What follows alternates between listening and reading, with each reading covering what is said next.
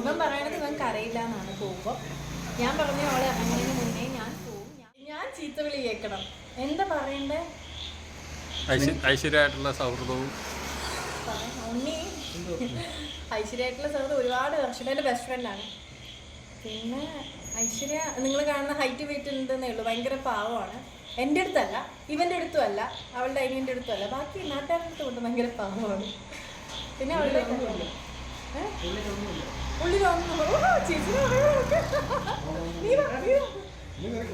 ഇത് ഐശ്വര്യ അനിയനായിട്ടോ ഞങ്ങളുടെ ഉണ്ണി. അപ്പം കഴിഞ്ഞ ഒരു മാസമായിട്ട് ഈ കല്യാണത്തിന്റെ ബഹളം അല്ലേടാ. ഇവൻ എക്സാം ഞങ്ങൾ കുറേ പ്ലാൻസ് ഒക്കെ ഉണ്ടായിരുന്നു, പക്ഷെ ഒന്നും നടന്നില്ല. പറയാന്ന് വെച്ചാല് കുറെ ശരിക്കും ഒരു നോക്കിയത് ചേച്ചിയായിരുന്നു അല്ലേ. ഒരുമാതിരിപ്പെട്ട എല്ലാ കാര്യം ഞാൻ എന്തുകൊണ്ടെങ്കിലും ചേച്ചിയുടെ എന്തുകൊണ്ടെങ്കിലും ചോദിച്ചത്. ചിലപ്പോൾ ചോദിക്കാറ് പോലുമില്ല, ചിലപ്പോൾ ചോദിക്കാറ് പോലില്ല. ഇപ്പോൾ എന്ത് കാര്യമാണെങ്കിൽ ചോദിക്കാറ് ഞാൻ എടുത്തുകൊണ്ട് പോകുക, അല്ലെങ്കിൽ എന്ത് കാര്യമാണെങ്കിൽ ഞാൻ ഇഷ്ടംപോലെ അങ്ങ് ചെയ്യുക. ചിലപ്പോൾ ചില സമയത്ത് തന്നെ വായ്പ പറയും, ചില സമയത്ത് അടിക്കും. പക്ഷെ ഉള്ളിൽ സ്നേഹമുണ്ട്. ഭയങ്കര ഫാമിലി ഗേളാട്ടോ. ഇവരില്ലാണ്ട് എവിടെയും പോകത്തില്ല, ഭയങ്കര അറ്റാച്ച്ഡാണ്. ഇവൻ പറയണത് ഇവൻ കരയില്ല എന്നാണ് പോകുമ്പോൾ. ഞാൻ പറഞ്ഞു അവളെ ഇറങ്ങുന്നതിന് മുന്നേ ഞാൻ പോവും, ഞാൻ നിൽക്കില്ല എന്ന് ഞാൻ പറഞ്ഞിട്ടുണ്ട്. അപ്പോൾ അവൾ അല്ല അമ്മയുടെ കൂടെ നിൽക്കണം, ഞാൻ പോയിട്ട് അമ്മയുടെ കൂടെ നിൽക്കണം, എന്നിട്ട് അടൂരേക്ക് വരണം എന്ന് പറഞ്ഞിട്ടുണ്ട്.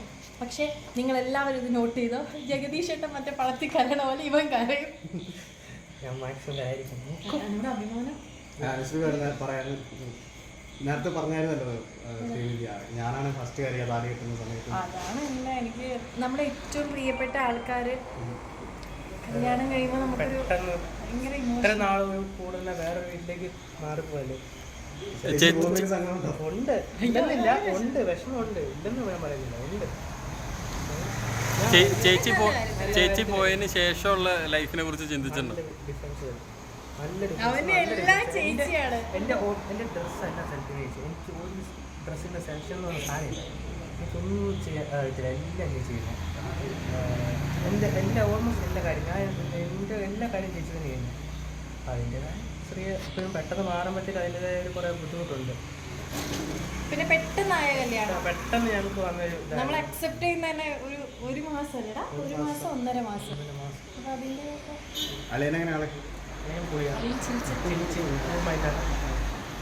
നല്ല വൈബാണ്. പറ്റിയ ഒരാളാണ്. ചേച്ചി കൊണ്ട് നടക്കാം, ചേച്ചിയുടെ വൈബിന് പറ്റിയ ആളാണ്. ചേച്ചിയുടെ കൂടെ നിന്നോളൂ. അപ്പോൾ ഇത്ര ഞാനിപ്പോൾ എല്ലാവർക്കും ചേച്ചി കൊണ്ടുവരും പോകുന്നതൊക്കെ ഞാനാണ്. പിന്നെ ഫാമിലി കേട്ടോ, ആൻറ്റിയും അർജുൻ്റെ അമ്മയും എല്ലാവരും. ഇത് അനിയൻ്റെ എല്ലാ ഡ്രസ്സുകളും സെലക്ട് ചെയ്യണത് ചേച്ചിയാണെന്ന് പറഞ്ഞു. പക്ഷെ ചേച്ചിയുടെ ഇപ്പം കല്യാണത്തിനടക്കമുള്ള എല്ലാ ഡ്രസ്സുകളും സെലക്ട് ചെയ്തേക്കുന്നത് അതെന്താണെന്നറിയോ, അവൾക്ക് നമ്മൾ വിചാരിക്കുന്ന പോലെയല്ല, ഒന്നും സാറ്റിസ്ഫൈഡ് ആവില്ല. ഞങ്ങൾ എപ്പോഴും കളിയാക്കി പറയുന്ന ഒരു കാര്യമുണ്ട്, കല്യാണത്തിന് തലേദിവസം മേക്കപ്പ് തുടങ്ങണമെന്ന്, ഇന്നലെ വ്യത്യാസം ഇറങ്ങാൻ പറ്റുള്ളൂ. അതിന് പക്ഷെ നമ്മൾ കുറേ ചേച്ചി എല്ലാം പെർഫെക്റ്റ് ആയിട്ട് ചെയ്യുന്നൊരു താല്പര്യമുള്ള ആളാണ്. ആരുടെ മുന്നിൽ താഴ്ന്നു നിൽക്കാനായിട്ട് ബുദ്ധിമുട്ട് വരത്തില്ല. അത് എന്ത് വന്നാലും ഭയങ്കര ചേച്ചിയുടെ ഐഡന്റിറ്റി നിർത്തണം. അപ്പോൾ പുള്ളീനെ ഇഷ്ടപ്പെടാൻ പെട്ടെന്ന്. അപ്പോൾ ചേച്ചി എല്ലാത്തിലും ഇങ്ങനെ സെലക്റ്റീവ് ആണല്ലോ ഭയങ്കര. ആള് നല്ല കെയറിങ്. ഞങ്ങൾ സംസാരിച്ചിട്ടുണ്ട്, പാവാണ്, ചേച്ചി പൊന്നു കൊണ്ട് നോക്കും എന്നൊക്കെ പറഞ്ഞു. പിന്നെ അവർ നല്ല എപ്പോഴും വർത്താനം പറയാം, നല്ല ഫ്രണ്ട്ലിയാണ് ചേട്ടൻ.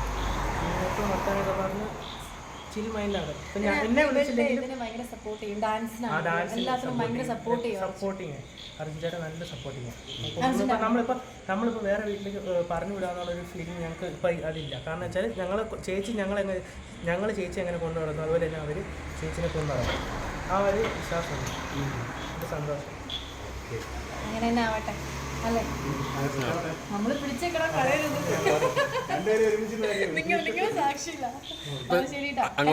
നിങ്ങൾ അങ്ങോട്ടും ഇങ്ങോട്ടും വാശി കയറിയോ? എനിക്ക് അങ്ങനെ ഞാൻ കരയോന്ന് ചോദിച്ചു കഴിഞ്ഞാൽ ഇമോഷണൽ ഞാൻ ചിലപ്പോൾ കരഞ്ഞിരിക്കും, എന്നാലും ഞാൻ മാക്സിമം കരയാൻ.